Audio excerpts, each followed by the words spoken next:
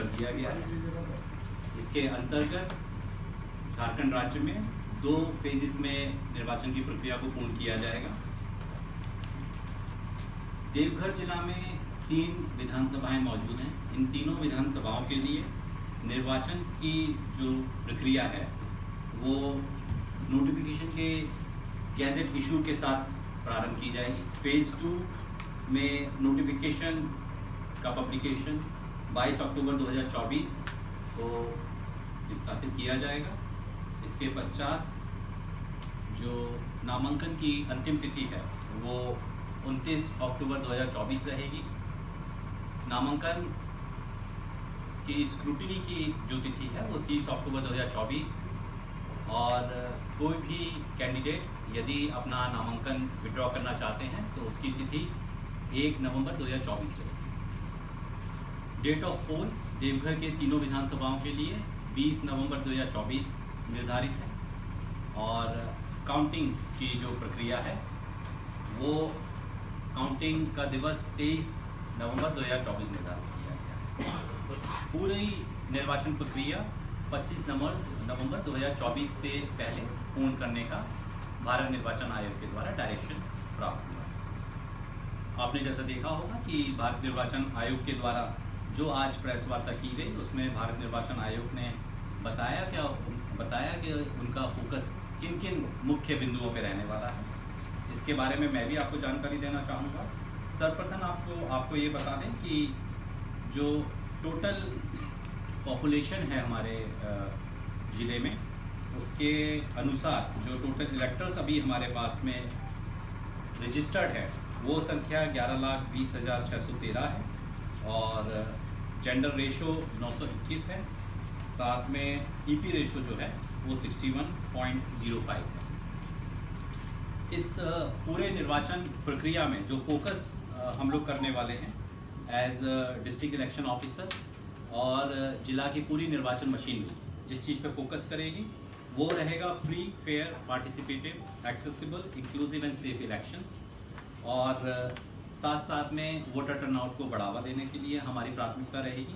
मैं आपको ये भी बताता हूँ कि आज भारत निर्वाचन आयोग के द्वारा जैसे ही घोषणा की गई है तो मॉडल कोड ऑफ कंडक्ट लागू हो चुका है, एमसीसी लागू हो चुका है। एमसीसी आप जानते हैं कि सभी पॉलिटिकल पार्टीज जितने भी इलेक्शन मशीनरी में जुड़े हुए कर्मी लोग हैं उन सब पे लागू होता है और एमसीसी का मुख्य उद्देश्य ये है कि सभी कैंडिडेट्स को, सभी पॉलिटिकल पार्टीज को एक लेवल प्लेइंग फील्ड मिले। इस दौरान 2024 विधानसभा निर्वाचन के दौरान देवघर जिले में हमारा ये प्रयास रहेगा कि हम लोग maximum participation of vulnerable groups like PWDs, transgenders and sex workers इनको प्राथमिकता देंगे। सभी पोलिंग स्टेशंस पे हमारे यहाँ पे एश्योर्ड मिनिमम फैसिलिटीज़ की सुविधा उपलब्ध रहने वाली है।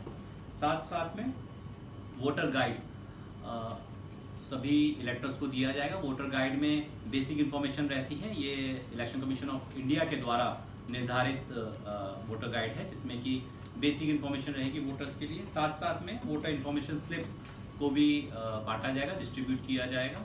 वोटर इन्फॉर्मेशन स्लिप्स में वोटर का फोटो नहीं होता है लेकिन उनकी बाकी जो जानकारी, किस पोलिंग स्टेशन पे उनका नामांकन, उनका रजिस्ट्रेशन है, साथ साथ में उनका नाम क्या है, उनका एज कितना है, ये सब उसमें रहता है। इसके अलावा इस बार इलेक्शन कमीशन ऑफ इंडिया एक नया प्रयास करेगा, वो है ब्रेल VIS, यानी कि ऐसे हमारे इलेक्टर जो कि विजुअली स्पेशली एबल्ड हैं उनके लिए ब्रेल VIS की भी सुविधा इलेक्शन कमीशन ऑफ इंडिया के द्वारा की जाएगी।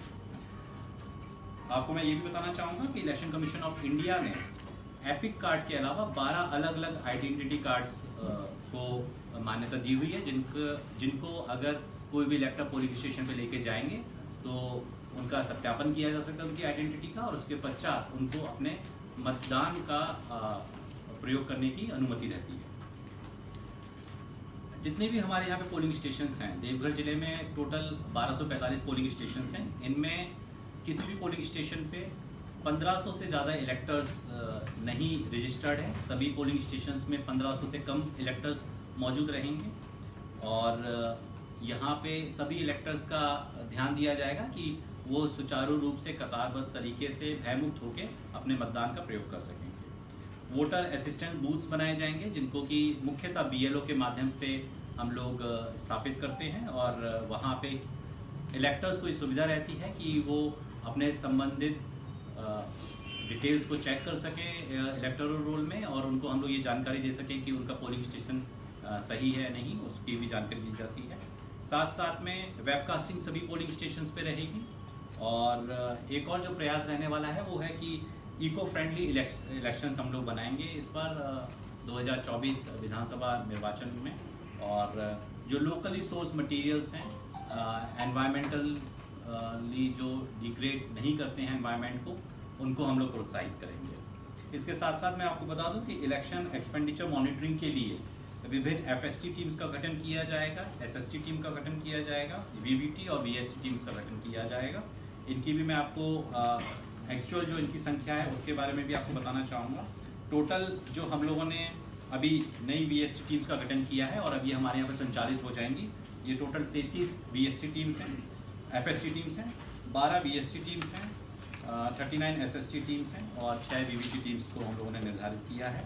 इसके अलावा हमारे inter state border check post को भी हम लोगों ने और स्ट्रेंथन किया है, और अब क्योंकि एमसीसी लागू हो चुका है तो यहाँ पर भी हमारी टीम्स मौजूद रहेंगी। ये 5 जो हमारे चेक पोस्ट हैं वो अंद्रीगादा, दर्दमारा, दुम्मा और जयपुर मोड़, साथ साथ में जमुआ पे हमारा चेक पोस्ट रहने वाला है।